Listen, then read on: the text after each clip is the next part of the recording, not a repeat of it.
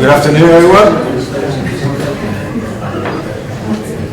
It's a pleasure to introduce today's speaker, Arseny Finkelstein. Arseny is based at Tel Aviv University. It's a Segon School for Neuroscience. His lab uses cutting-edge neurotechnology to study how cognitive processes emerge from neural circuits. Arseny started studying immune-based therapies, strokes, during his master's in Michal Schwartz, but then he made a sharp turn into system neuroscience and joined Nachum Ulanovsky's lab, where he worked on navigation in bats. He later moved to Genelia, where he worked with Karl Svoboda, where he developed new optical tools and explored working memory and decision-making circuits. These days, his lab is tackling some of the most fundamental questions in cognitive neuroscience, that include how do networks of neurons give rise to memory, decision-making, and other complex cognitive behaviors. And perhaps just as impressively, how can we intervene in these processes using experiments and perturbations? Today is going to tell us about how cortical circuits communicate across both local and global scales and how these interactions support cognitive and functions. Please join me. Welcome, Arseny. Hello. Thank you, Jonathan, for the introduction. Thank you for inviting me. So, as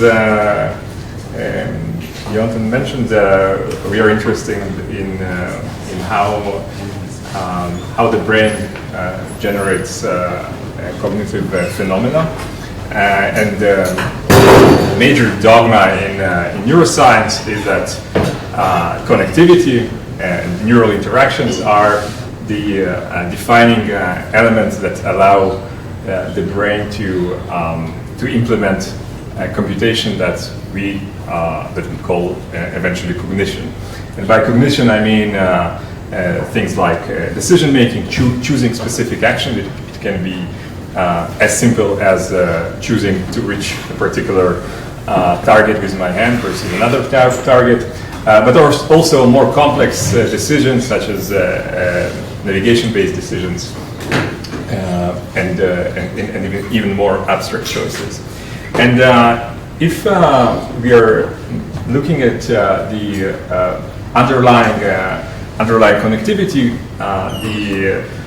the network can be seen as local interactions between nearby neurons on local level, which is very complex and hard to map, and something that we know much more about, multi-regional interactions. We know more or less the anatomical pathways, but both types of interactions can be modulated dynamically depending on the state by neuromodulation or just by inputs from different regions that might locally and globally alter the information flow in the circuit.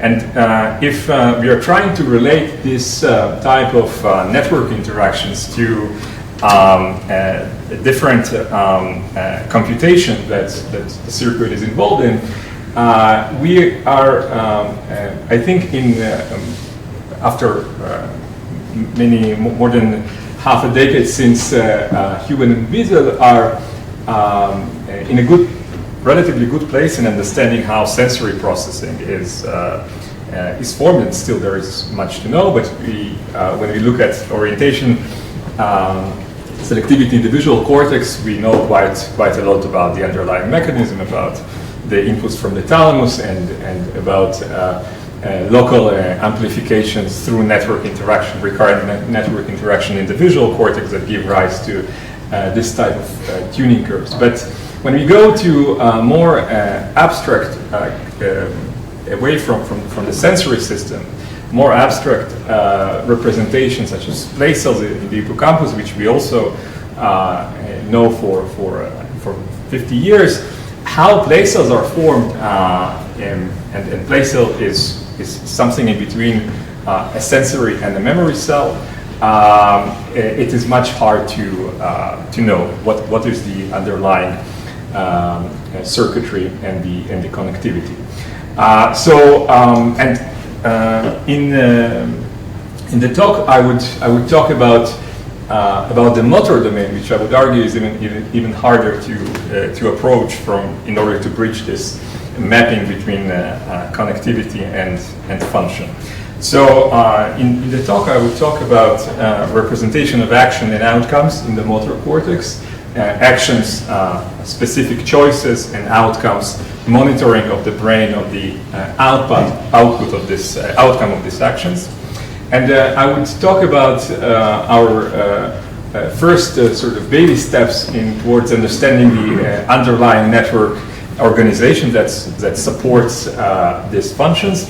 And in the third part, we would sort of zoom in from the local motor cortex level and talk about functional organization of multi-regional interactions across different cognitive states, which involve this motor cognition. So as I mentioned,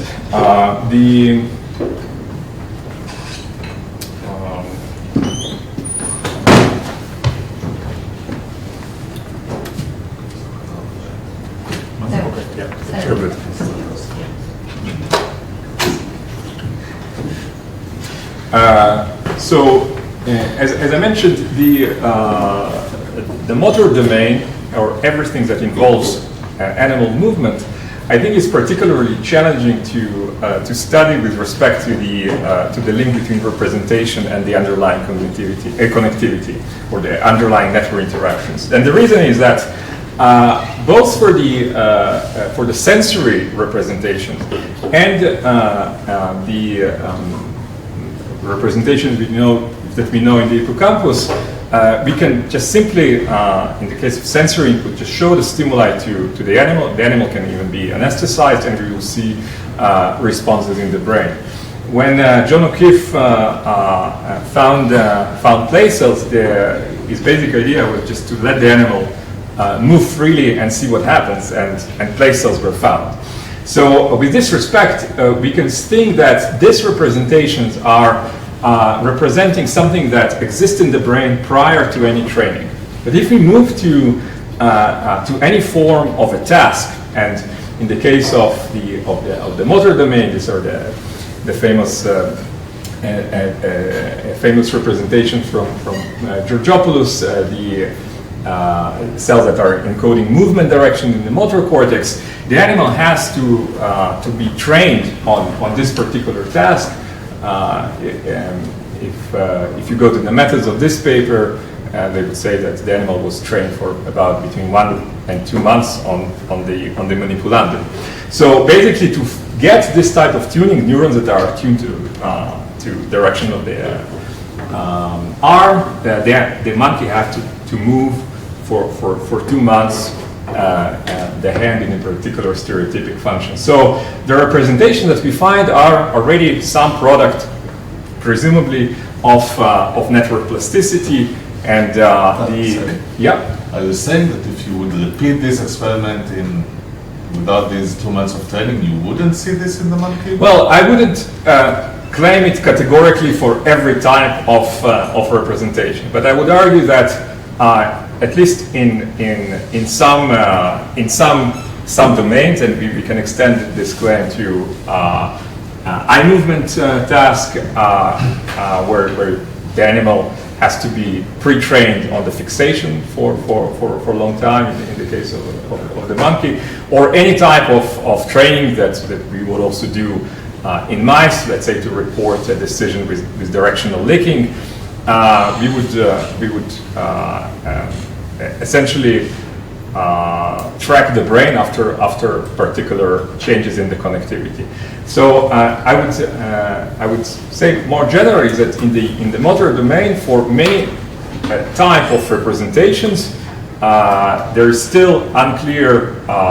It is still unclear what is the naive or sort of, let's call it innate, but not in the sense of developmental, but pre-training states of the brain. What is the natural representational scheme?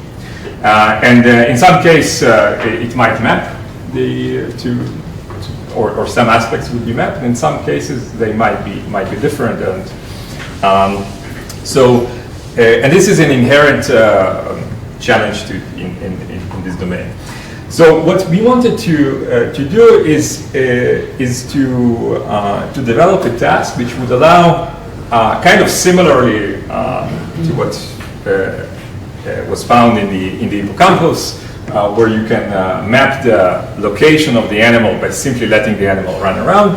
We wanted a very simple task in which we would be able to map representation of the target or the movement of the animal towards the target without any need for pre-training. So in this simple task, the animal has to lick a target for water reward, and the target is moving around in front of the mouse face.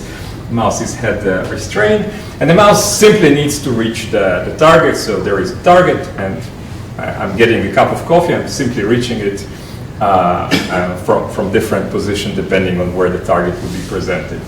And this task is something that the animal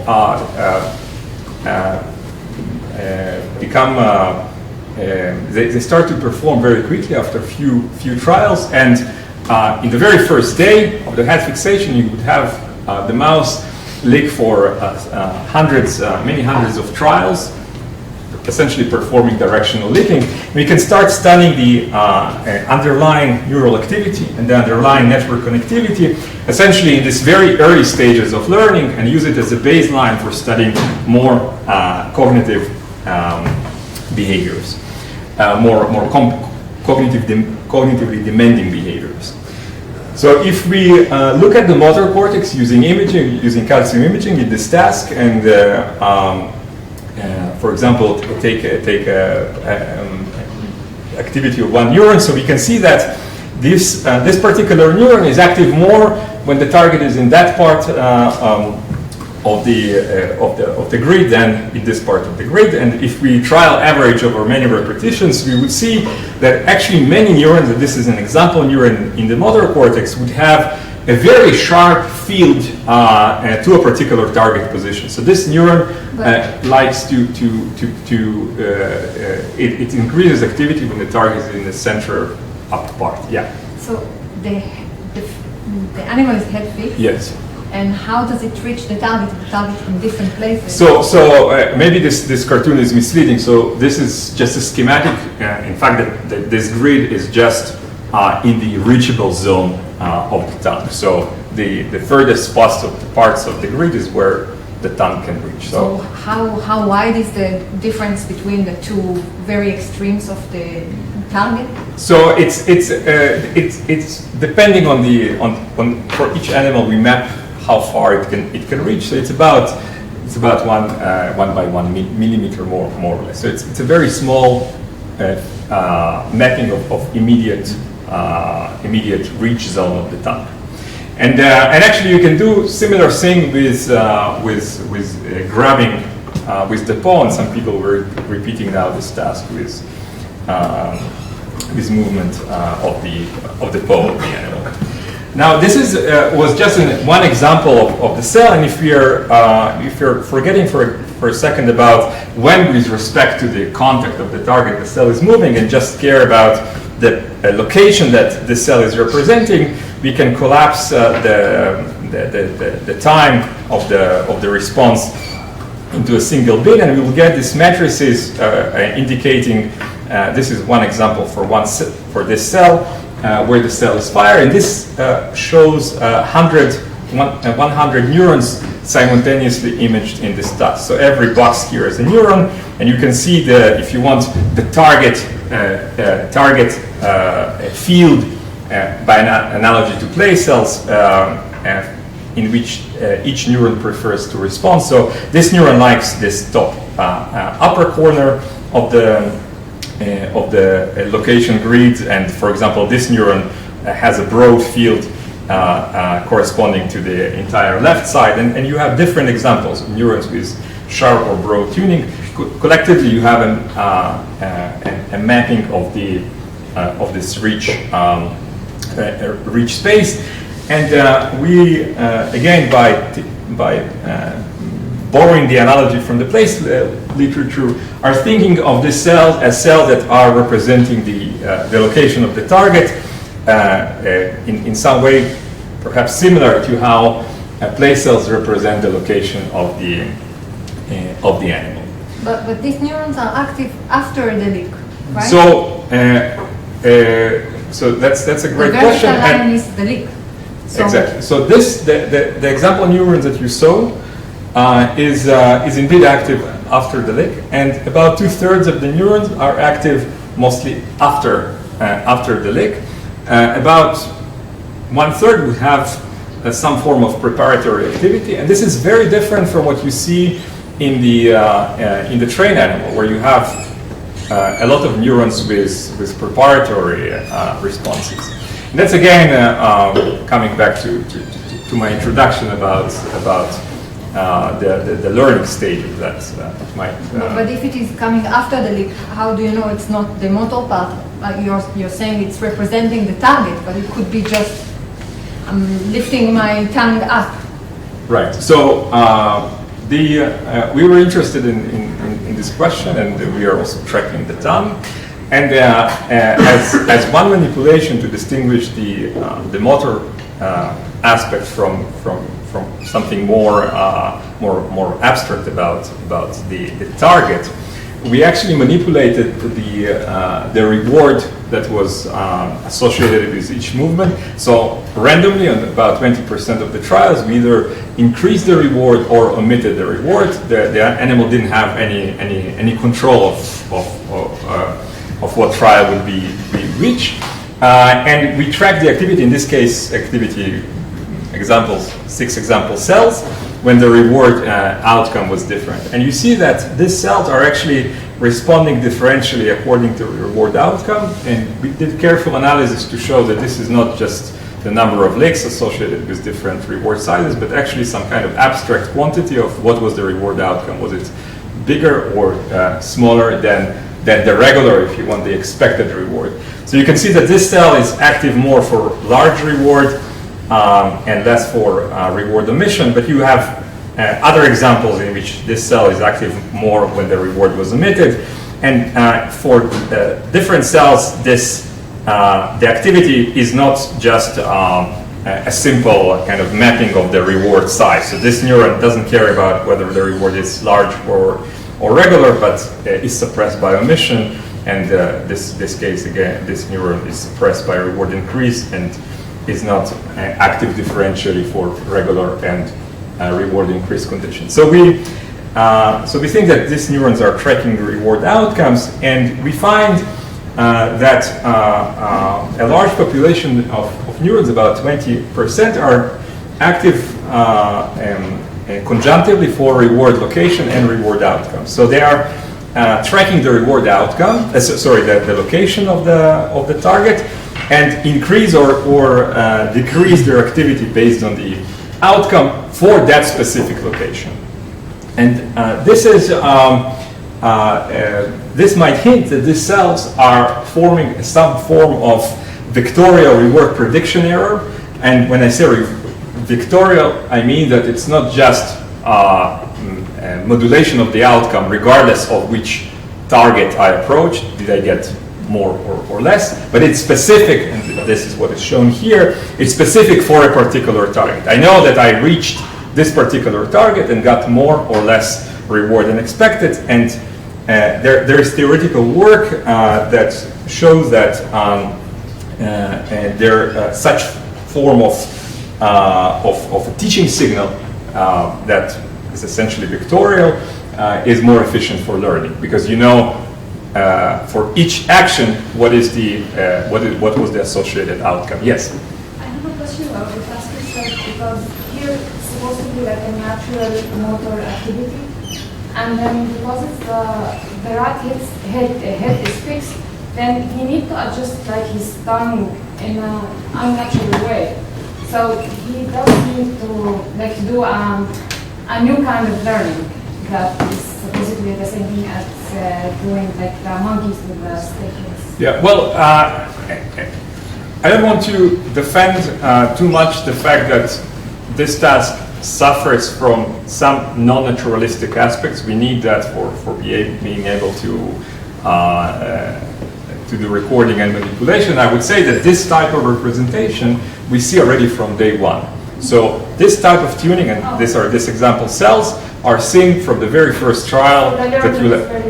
So if there is some adjustment, it's very fast, and you can think of it as type of movements that we are doing for reaching. I can reach different parts of my body with the arm, even if my head is fixed. The same thing for the tongue.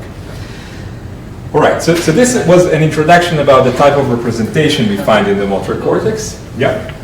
Is the number of, or the amount of reward correlated with the number of leaks?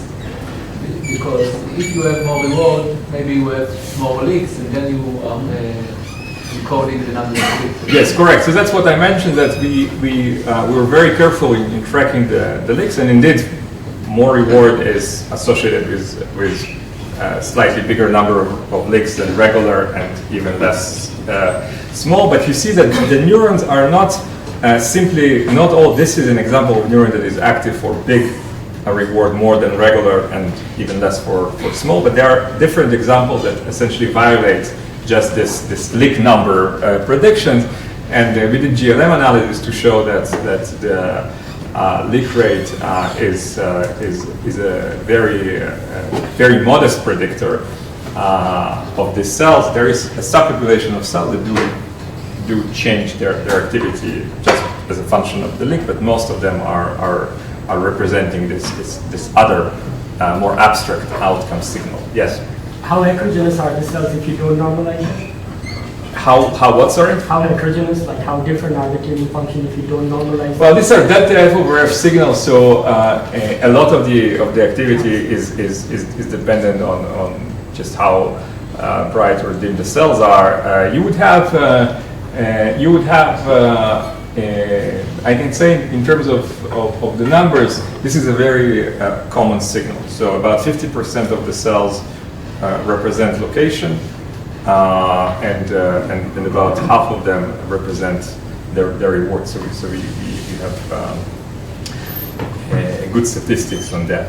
So what is the underlying network connectivity that might support this representation? Again, this is a naive animal, and we think we can try to relate the connectivity to the representation before learning started. So this is a work that is led by Tal Chemilevsky and Noah Shmueli, grad students in our lab. So the first thing, and for the rest of the talk, I'm putting the location tuning aside, and I'm just focusing on this reward outcome representation and the rich dynamics that these cells have with respect to the time from the first leak. So you see some cells are active early, and that's coming back to Lilach's question. They show some preparatory activity, but many cells are active after the movement. So what Tal and Noah did, they first just clustered the activity. We have about 100,000 cells in this data set. And we saw stereotypical clusters that came up also after various forms of cross-validation that we think capture the richness of the temporal and the reward outcome aspect. Again, we see cells that are active early or late, and some cells are modulated by reward and some not. So we wanted to know whether the interactions between cells in each cluster perhaps are predicting this representation. So in this project, and this is the project of Noah, we compared the activity, the tuning, similarity in tuning that we mapped during the task with functional connectivity, specifically with noise correlation that we measured for the same cells in the rest period that just preceded the experiment. So there was half an hour of rest period during which the animal was just sitting without any target, and then the task started, the target appeared, and the animal became engaged with the task. And relating noise correlations, oftentimes called functional collectivity to task representation, has been done in many cases. And although this is not a causal method, and its noise correlations can be inherited from common sources, we thought that this would be a good measurement to start with. And so we compared the amount of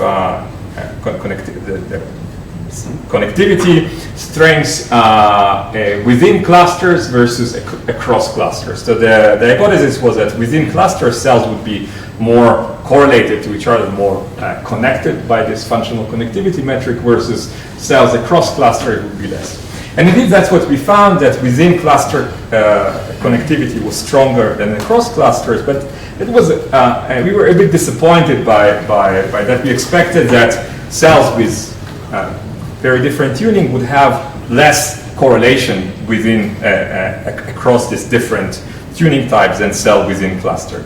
So we saw that maybe there is some kind of shared inputs that are introducing correlations, perhaps just a general ready-to-go movement signal that is essentially masking the more fine interactions and is reflected by this relatively small difference for within and cross-cluster correlation. So what Noah did is essentially removal of this shared interactions by doing singular value decomposition analysis, in which we identified shared components and then stripped them off from the activity, essentially by projecting them out. In this case, what I'll show is after we projected out the first 3 principal components for the aficionados, but we also repeated that for up to 10, by removal up to 10 first principal components. And essentially, in terms of the variance, this is just a very minor strip of the variance. We take about 5% of the variance only, because as I'll show in this last part of the talk, the data is actually very high dimensional.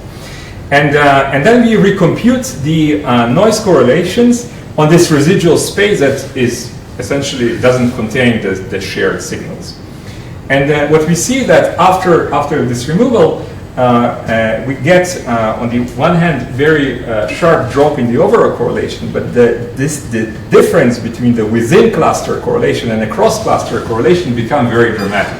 So there is almost no correlation across the clusters, and yet within the cluster the activity, the residual connectivity remains. Yes? How do you control for the possibility that minute movements of the tongue would result in correlation, how affect signal correlation? Are we talking about genuine tuning or just motion of the brain? No, moving response to tongue movement. Yeah. So the fact that even during spontaneous activity, there are things that are going on, and neurons that will have a similar share similar tuning will appear as if they have more. Yeah. So in this case, we are not looking, and we are looking now at the location tune cell. But with this clustering was done on responses that are involving a target. It's movement with respect to the target context and includes these extra cognitive variables, which we already showed that are not related to the tongue motor kinematics, such as the outcome. So these are some form of more abstract representation than just some minor tongue kinematics. If I would take a random, let's say maybe a little bit sparse to make it easier, and repeat the same analysis, find clusters with this random network, and check the correlation within and outside, then remove the complete shell, and I just get this. This is what I would expect to get. But would you get? I mean, again, the clustering was done in a separate. In a separate set of data. Well, it's the same neurons, but on an independent neural traces during the task. So the clustering didn't know about the within versus across cluster correlation. Sorry? With the same connectivity, take the same network, Well, do the clustering in something. So first of all, I would. It would be nice. I'll be happy to talk later to see what we would expect to get indeed in a model. In a model, we haven't tried that. But our take home, and I'll be happy to hear again if what you think in a couple of slides. We thought that this is essentially highlights the distinction that something within the cluster is different than within cluster connectivity is different than across cluster connectivity. And the next thing we looked at is now, instead of just showing the average connectivity for all these 15 clusters within each cluster, we now look at the strength of the functional connectivity in each cluster separately. And in this case, we arranged the clusters as a function of the time of the link. So this dot here would correspond to a cluster that is active a little bit right after the movement with some preparatory activity, and this dot corresponding to a later point is active is reflecting a cluster with delayed response. And now we are looking at for which of the cluster the functional connectivity within the cluster is higher. And we see that here neurons that are active early, this is before this shared subspace removal, this is just taking naively noise correlation. Neurons that are active early or during the trial have larger functional connectivity, larger correlations within themselves than neurons that are active late. Once we remove this shared component that we think is masking the response, we see the reversal of the trend. So actually, neurons that are active late are have less residual connectivity, and neurons that are active, early have less, and neurons that are active later have higher residual connectivity. And this is, and these neurons with highest residual connectivity are neurons that are encoding reward outcomes. And we think that for representing this late signal that are sort of decoupled from the movement, you might need to have some local, or perhaps this is what we use this measurement for, local amplification, some kind of recurrent interaction that would introduce this delayed time scales of the responses. So what about the interactions across clusters? Now we compare how particular neurons in cluster 1, are they competing with neurons from different clusters or not? Interactions across cluster. If we take the naive approach, without the shared response removal, we basically see that, for example, neurons with similar, kind of similar tuning, not exactly similar, they're different clusters, but they're somewhat related, have relatively high tuning correlation. They also have relatively high spontaneous correlation. The neurons with very opposite tuning have lower spontaneous functional connectivity. But as you see, all the interactions are positive. So even neurons that are sort of acting in opposite phases, they still are positively correlated with each other. After you remove this shared subspace, we actually see that neurons with opposite tuning have negative, on average, negative correlations with each other, and neurons with positive tuning have higher correlation. So we see, if you want, again, and I'm putting this in quotation marks because these are correlations, we see an organization with excitatory interaction between specific clusters of neurons of similar tuning, not all the neurons. This is captured by this spread. And inhibitory interaction between clusters of neurons with opposite tuning. So we see some cooperation and competition between the neurons. And we are interested now to see how these changes are changing, how these correlations are changing when the animal learns a specific task. Arseny? Yep. You're saying clusters and neurons interchangeably. What's the difference? So what this analysis allowed us is, instead of saying on average neurons with similar tuning are correlated or not, we can say per cluster, per specific cluster, for example, neurons with reward outcome tuning versus any other cluster, whether these have more interactions than other neurons with similar tuning properties. How many categories you have? You have cluster 15 here, cluster 8. Yes. So we in this analysis we identified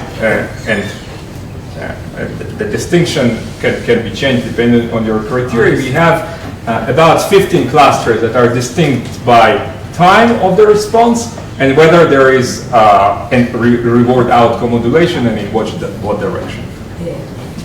So instead of just saying there is like-to-like interactions in the motor cortex, we want to go into specific aspects of this interaction metrics. Yep. So the correlation, the residual correlation, the noise correlation that you showed is very low.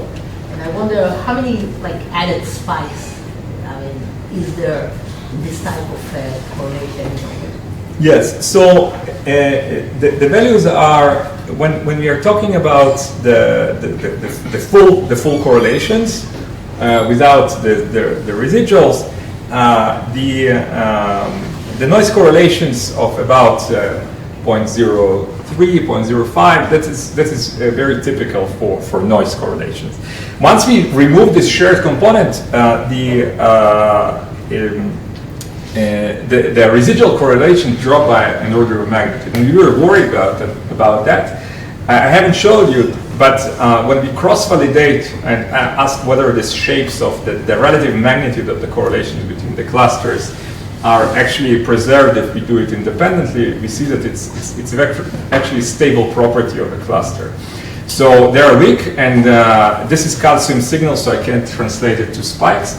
But we see that they capture, again, clustering and noise correlation are done independently. They capture an essence of the similarity.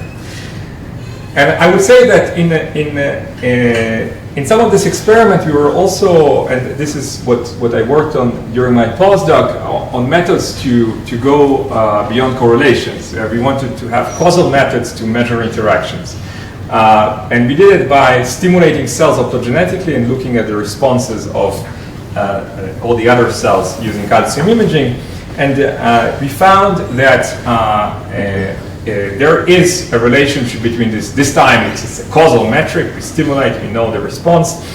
There is causal correspondence between this connectivity strength and tuning correlation, this time for the location tuning.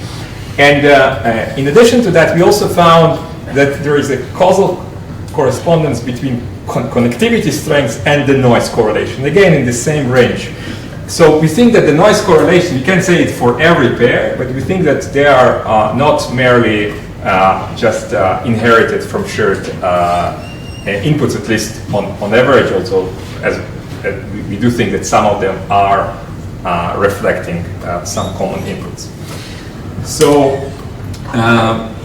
in the last part, I would want to zoom out from the motor cortex and talk about the functional organization of multi-regional interaction in the same type of tasks.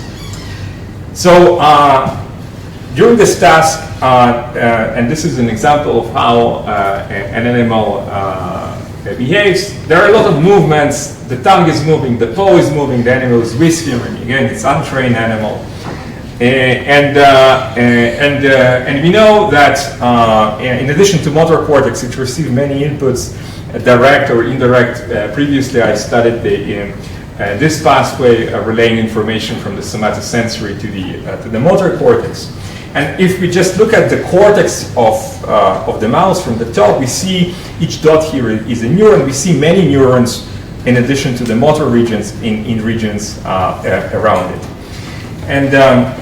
And previously we did calcium imaging using a mesoscope from all of these regions simultaneously.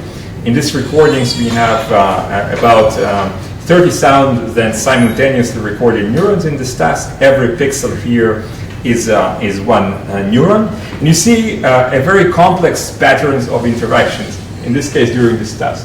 This is a project that is led by Liz Usman and also by Tal Chemilevsky. I would talk mostly about Liz Usman's project and only briefly mention Tal results that we think are very interesting, but because of time constraints, I would not focus on them. So what are these complex patterns of activity tell us? So we know that many of these neurons, if we just look at them, have this nice tuning representation that we can interpret, but a lot of that is also some other complex patterns of activity. So I already mentioned this clustering approach with respect to understanding the overall complexity with respect to the tuned representation. And what Tal did is now, by zooming out from the motor cortex, she compared the clustering for all the 10 areas spanning somatosensory areas, motor areas, and high-order visual areas. She looked at how this cluster that we found, how they look up at different brain regions. And what she found is the same building blocks involving neurons that are active late and active early, with or without reward modulations, are shared between the areas. So all the cells, all the areas have some reward representation, and all the cells have neurons that are active early or late during the task, but in different proportions. There is no unique specialization of an area. But there are two the kind of global clusters of activity across the areas that we sampled, the motor and some of the somatosensory areas encoding limb movements, and more whisky encoding areas and high-order visual areas that have different patterns. The motor areas are active later than the whisking areas, for example. So some of the activity, and I'll stop here with respect to representation of these neurons, is task-related. But what about the rest? How complex are the representations here? And one way to think of the complexity, and complexity can be associated with computation. So the more complex is the neural activity, you can think that the more complex computation or representation that this system can generate. One way to measure complexity is by estimating dimensionality. So if you have, for example, the activity of 3 neurons here, and the neurons are perfectly correlated. So when the neuron number 1 is active, and neuron number 2 and 3 are also active in the same way, and if neuron 1 increases its activity, so do neuron 2 and 3. So despite the fact that you have 3 neurons, the complexity of the system is very low, is just one-dimensional. However, if every neuron is active independently, the system can essentially occupy more states. Each state can be associated potentially with a different computation. So basically, a system, a high-dimensional system, in this case the dimension is 3, has higher computational capacity, at least potentially. On the other hand, there are kind of overwhelming evidence that if we look at different tasks, many different tasks, and this is a paper with some summary from the lab of Surya Ganguly, who was here at postdoc once with Chaim, that there is an ubiquity of low dimensionality relative to the number of recorded neurons in a task. So most of the tasks are considered to be low dimensional. Neurons are sort of repeating the same patterns. So if you compute dimensionality versus recorded neurons, the dimensionality is very low. And the premise was that this low-dimensional neural representation, that's something that, again, many papers, including some work that I did in my postdoc, are attempting to make a link between the interpretable link between neural population activity and behavior. However, this result reflects trial average dynamics typically. So when you trial average over task parameters, and the tasks are typically low dimensional in itself, you get essentially low dimensional representation. And in the recent years, this approach has been challenged by looking at non-trialed average data, suggesting that the representations are actually, at least with, in some cases, are much more complex. And this is work from N. Churchland and from Carson Stringer and Ken Harris. So we started looking, and this project is led by Lee Zussman, a postdoc in the lab, at the complexity and the dimensionality of the neural activity during the task. So first we found that the activity in the brain is actually, during the task, is actually very, very high dimensional. And by high dimensional, and we are using linear methods here, you would need to explain the total variance of the activity. You need to have about 1,000 independent components to explain about 90% variance of the activity. So very different from this 2 or 3 dimensions that are needed to explain the task average activity. And this dimension, we are actually very careful about doing cross-validation, so we make sure that this dimension don't capture noise. So when we look at the... What was the slope there?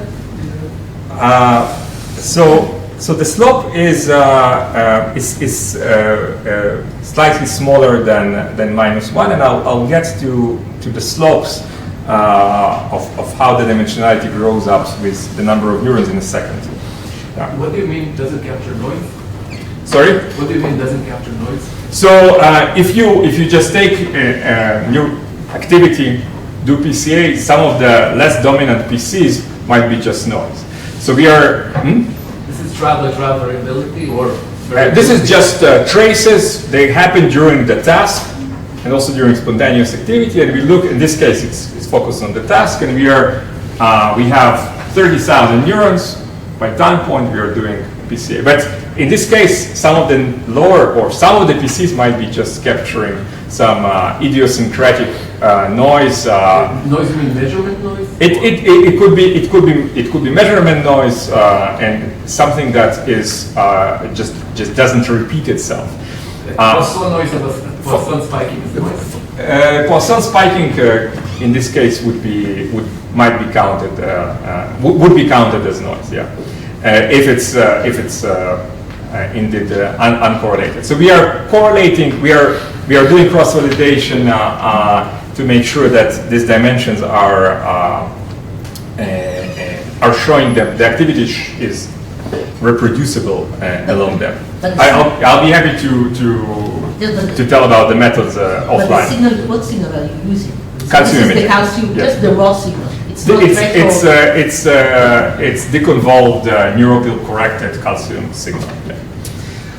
So we can ask now during the task how this is a very simple grand average mean activity of all the cells belonging in this case just to two regions. We see that the barrel cortex is active earlier, and that is reflected by these clusters of activity that I mentioned, compared to secondary motor that is active kind of more around and after the movement.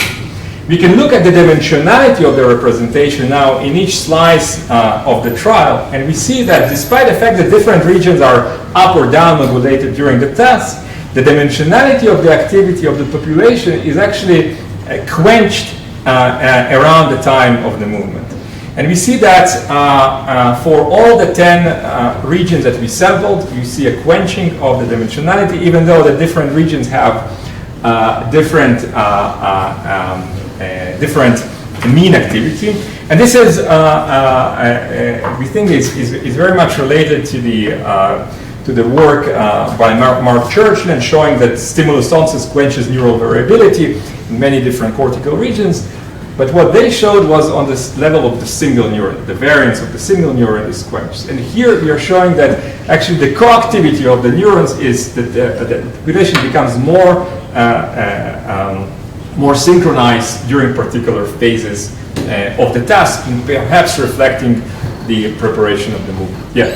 But Arseny, so what will happen if you just take your D-class cut coordinates and do the same thing, right? You will probably see a quenching just from the behavior of I hope I'll get to that in the very end. We are asking how much of the activity is reflected by the movement, the answer is that the movement is capturing only a relatively small fraction of this activity. So we don't think that this is just purely movement, but movement does contribute. So the dimensionality is high, but actually how high is that? We are looking at very large number of neurons. So the question is how the dimensionality scales up with the number of neurons. And what we see that we actually see an unbounded scaling of the local dimensionality within each region with the number of neurons during the task. So every region that we sampled, the more neurons we would sample from that particular region, we can't go beyond per region, on average about 1,000 neurons. But for the entire range, we see that the dimensionality, the more neurons we are sampling, the higher, the more complex patterns and new unseen patterns are revealed. Again, arguing against this low dimensional representation, this is during the task. And if we are zooming out from the regional perspective and just looking at the whole brain dimensionality, we see that if we compare the dimensionality during task to the dimensionality during spontaneous activity, we see that the spontaneous activity is even higher dimensionality than the task. So task is slightly constraining the dimensionality, and during specific epochs of the task, as I showed you during the movement, the dimensionality is getting even smaller, but it's still on the order of hundreds of dimensions, again, depending on the time. Is it assigned for 10 minutes or limitless? Okay, I can probably finish in 7 minutes the remaining of the slide. Okay, so we asked what are the mechanism, potential mechanism underlying this relative quenching of the dimensionality during the task compared to spontaneous activity. One option is that every brain region is just becoming slightly less complex, less dimensional during the task compared to spontaneous activity, and that quenches the collective dimensionality. The other mechanism is that the dimensionality within each area does not change, but the interactions between areas are becoming more synchronized during the task, and this is what reduces the overall complexity of the kind of entire brain. By entire brain, I mean the cortical regions that we sampled. So we looked at the local within region dimensionality for each region. Our color-coded the region averages here for spontaneous versus task dimensionality, and we see that actually they are not changing.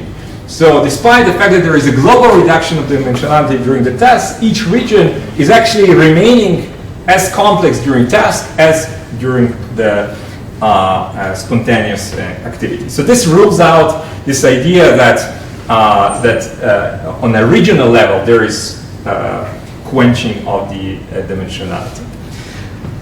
So the other option is that there are multi-regional interactions. That's the other hypothesis that we wanted to test.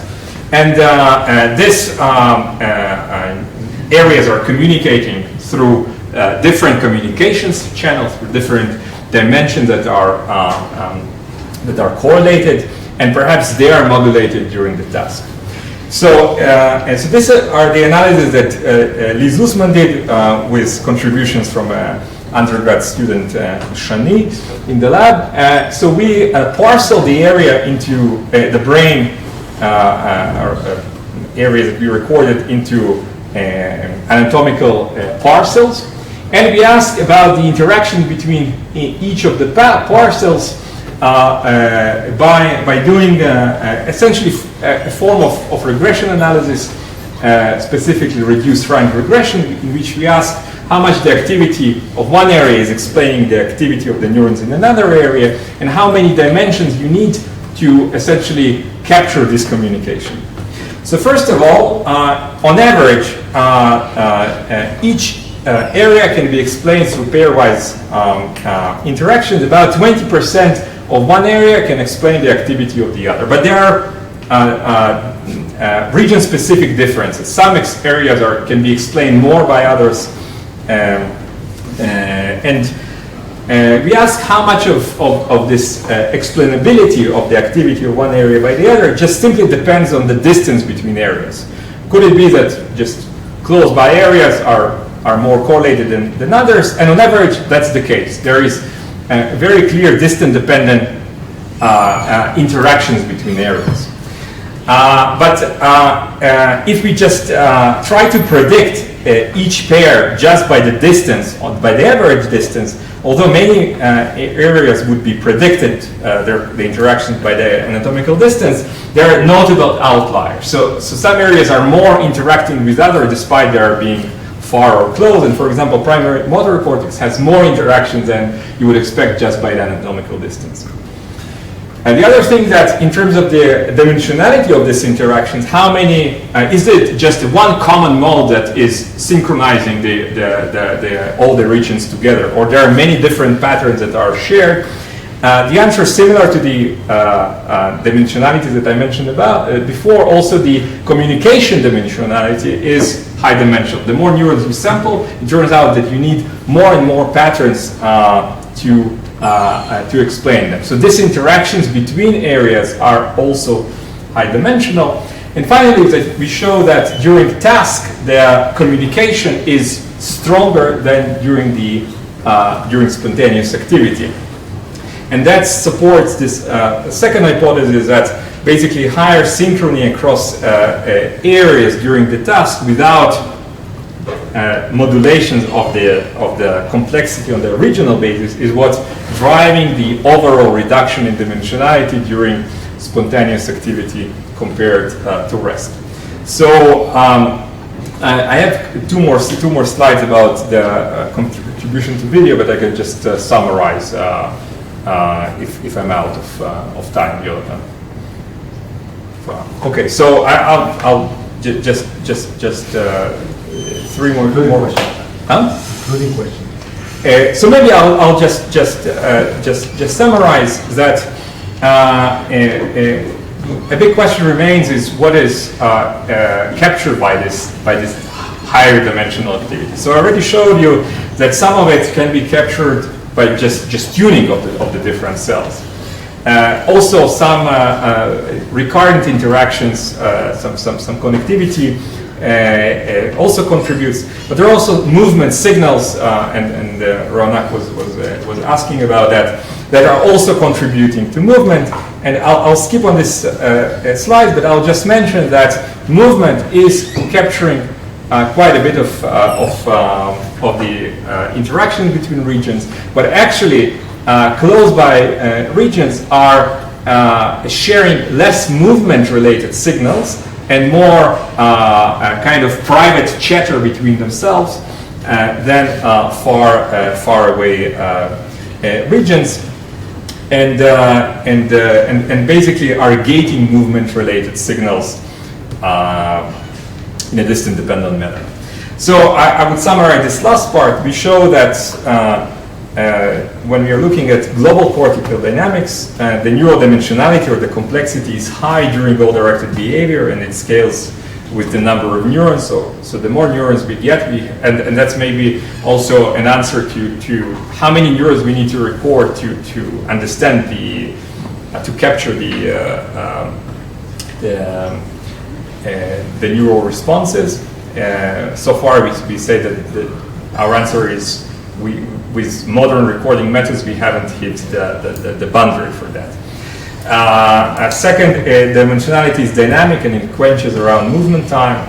The global dimensionality is even higher during spontaneous activity compared to task, but local within area dimensionality is not modulated by the cognitive state.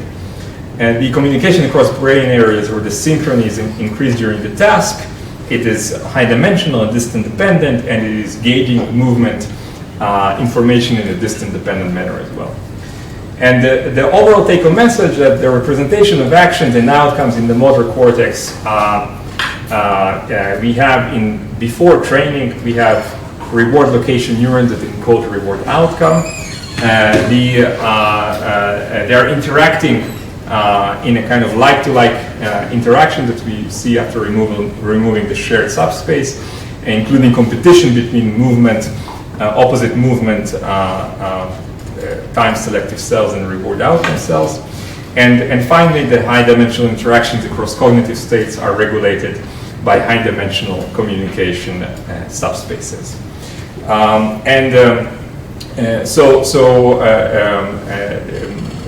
This is our lab, and the work that I showed you, the first part is work by Noah and Tal, grad student, and the second part is work by Liz Zussman in collaboration with Yonatan Chadef from UCSD and Henning Sprekeler and Friedrich from Berlin. And thank you very much.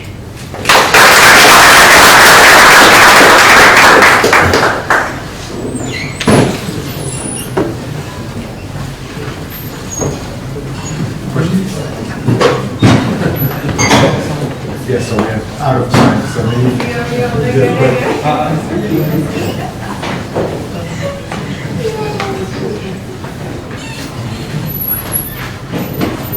Any other questions? So I guess I'm out of time, so I can remember the next question. Thanks, yeah, I thank you for all the questions during the talk. I was happy to stay after.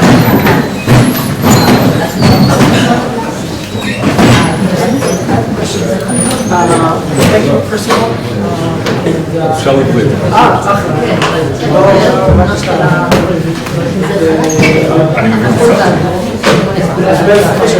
לא סתם. כשאתה אומר היידן שלה, אתה מתכוון שהדינמיקה עצמה היא במעמד הגבוה, זה מאוד ניסיון מסתכל לתת ממדים כמו נגיד פשצ'ר שעושה ב-2012 בהכרח מסתכל לא נכון על החישוב, יכול להיות שהוא או שלמרות הגדולה של הממדים אפשר להסתכל על יותר מרחבים שעושים דברים קצת יותר. אם אתה מסתכל על ספקטרום מסוים של ה-BA שנבנה תודה רבה. שבעצם מוזר לידי הגורם טוב, אוקיי, זה לא חשוב, זה רק ביקורים. איזושהי החלטה בינארית. וההחלטה הבינארית. לא, אני לא יכולה לסמוך. כן, זה... כן, יש לך ממדים שמאוד אתה רואה אותם משקפים את ה-choice של החיה או איזושהי דינמיקה מקדימה, אז מבחינת אז אני לא אומר, יכול להיות שגם מראים סדרה של עבודות נגזרות במומן שפרטורבציות בעיקר טרייל average patients הם משתפים את ההחלטה. יש מדהים שהם מתחילים, אבל מעבר לזה יש עוד המון פאטרנים שחלק מזה זה יכול להיות בשביל להגיע למדעים האינטרפרטביליים צריך לעבור אני בסוף אומר א' וב' אבל יש איזשהם דברים בדרך שהם לאו דווקא נראים בהכרח כקידוד קל יכול להיות דברים אחרים שהם פשוט לא בכלל לא נתפסים מה לעשות אתה עושה high level שאתה טס כי קוף מעבר באנס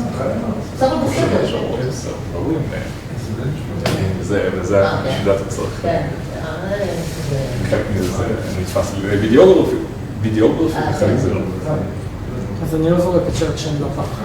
אני חושב שדברים שנתפס כדלקטד, אני חושב שזה גישה מאוד שימושית, אבל זה ספק מסוים של איך המוח מייצג. תודה רבה. תודה. Hey, hi. Is it Nina? Yes. Okay. Good stuff. Thank you. Okay, so I'll get you at some point. I need to run forward. But I have some questions. Also the last one. So tell me, because we are right now. No, we need to, so there's a question of what we just did. I call it control, and they call it the model. I don't know what this, just this connectivity. I think some of it just emerged. So we did that, yeah. And, so if, well, Ran did it, and then Friedrich did it. You can have, this was run, this spectrum of dimensions. So wait, you didn't say how to string is. I showed exactly how to go to the visual system. One or n minus if. So that's the color string. So I didn't say, I said that I'll show how it goes with the number of ends. And before that, we recently realized that this linearity, as you go beyond, so with up to 1,000 neurons, you have essentially there is no the parallel that exponent is 1, and it's basically scales with a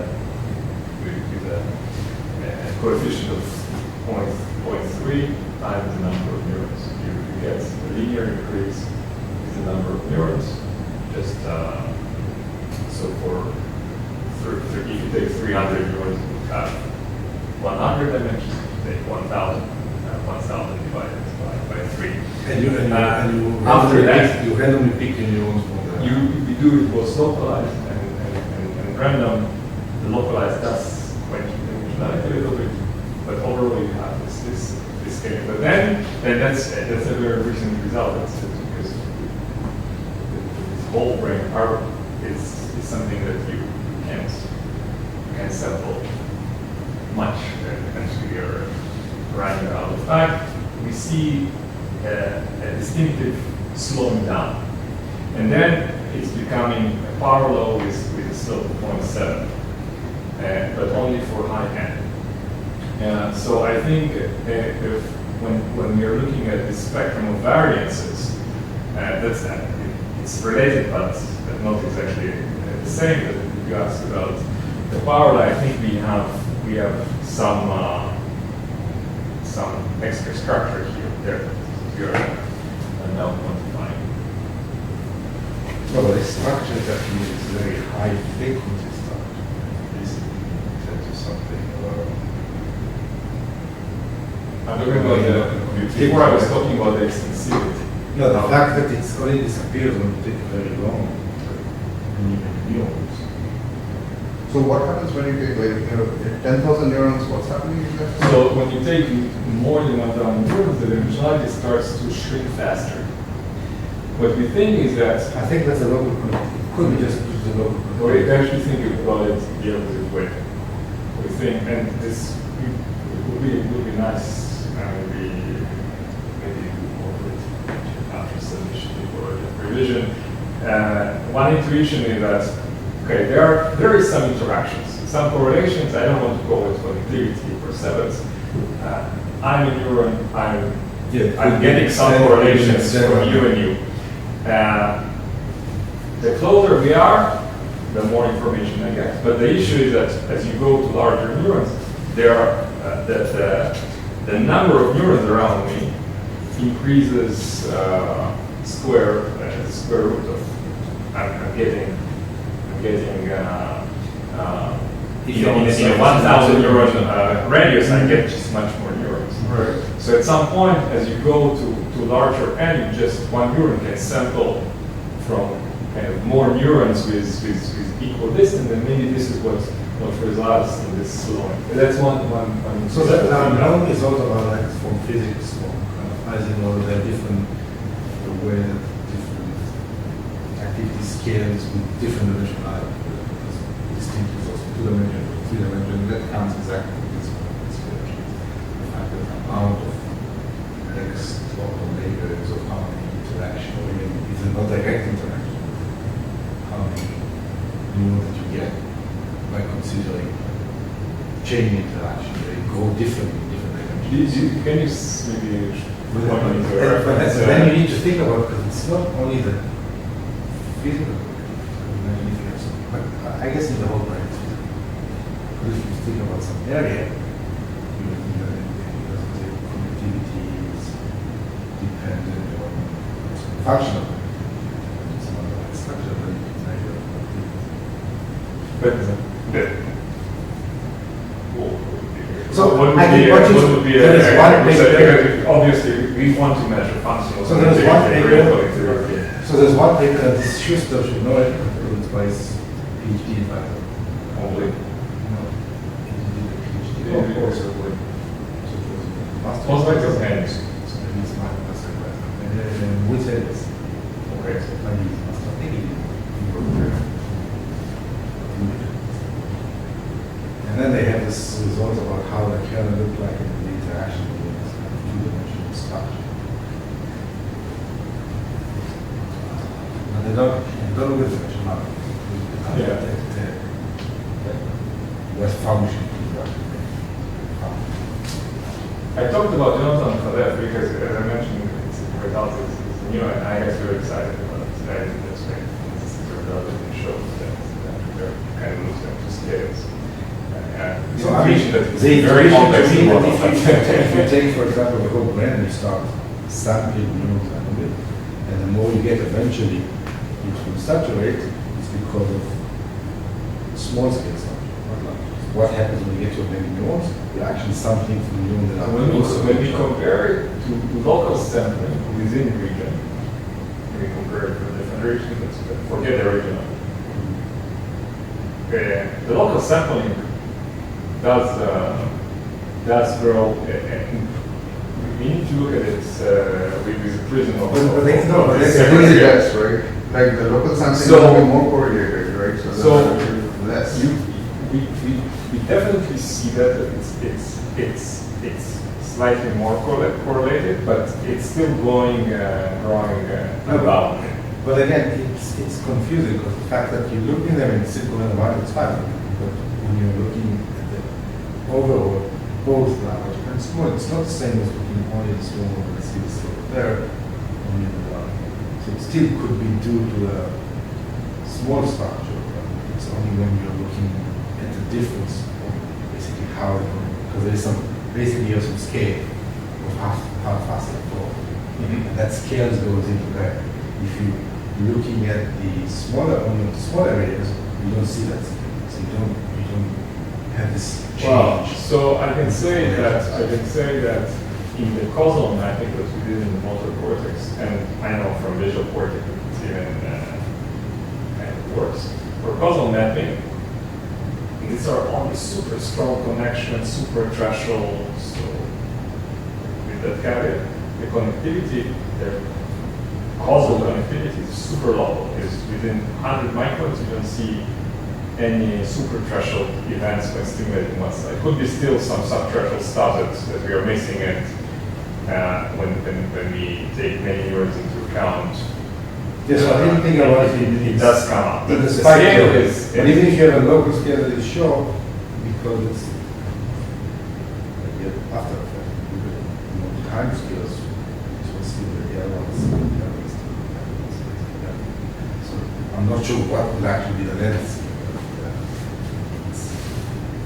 It's conductivity times distance. I don't know the distance, but what I'm saying that you could see this kind of thing. It's just because. Yeah, so I would love to follow up on that because I feel that I also thought that after we saw this result that we really need to follow this results. I mean, we can get intuition from.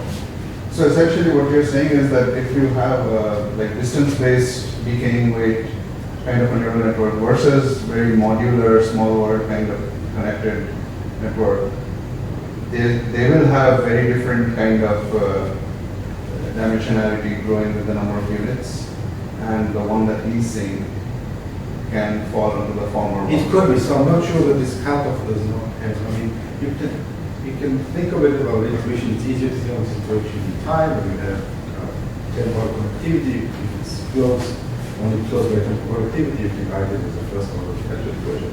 Time here is within space. But again, the first order differential equation is basically your pass filter. When you get to the highest filter, you see a drop. It's only there. But if you look only at the pass one, you won't see that. It's not a sharp drop. It always drops. If you every either place you look, you see it's pretty constant. Yeah, so this is very intuitive. Slide showing how pairwise correlations fall.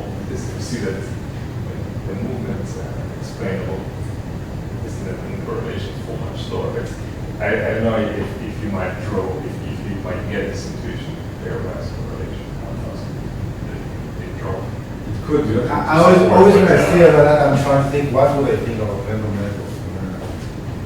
I'm trying to understand. It's something that I expect.